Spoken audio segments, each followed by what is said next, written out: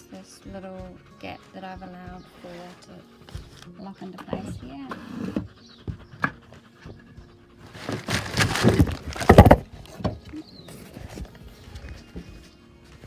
That is my dog that just knocked over the camera. And so now that's going to be the top part of my frame there. So I've cut my top and bottom pieces for the frame and side bits and corner pieces.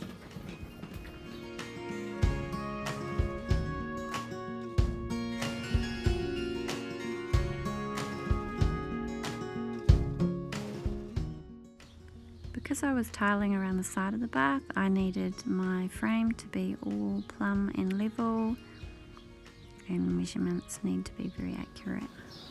This is the bath frame complete. Down the bottom there I've left a gap in here just to allow for the pipes in the bathroom.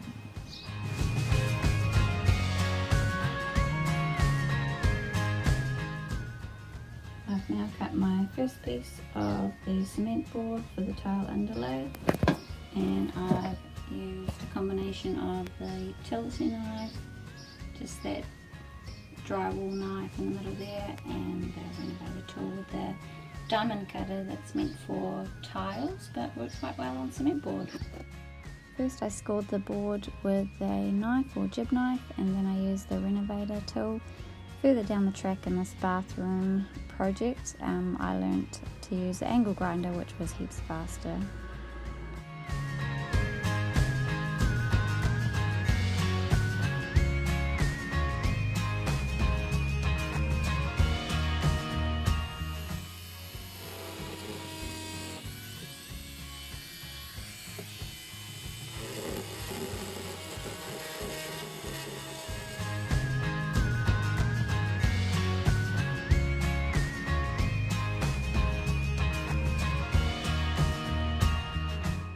I was having a lot of trouble with getting the nails in the cement board. They were bending and buckling all over the place.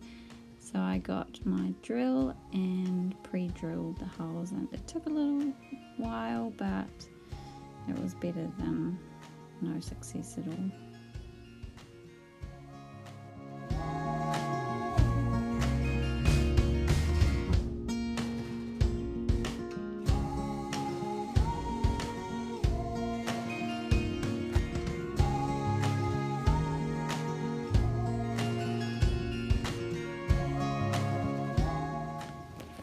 Bath to support the base, I just put different thicknesses of wood, and I've got some little wooden wedges under there as well, just to make up for the gaps.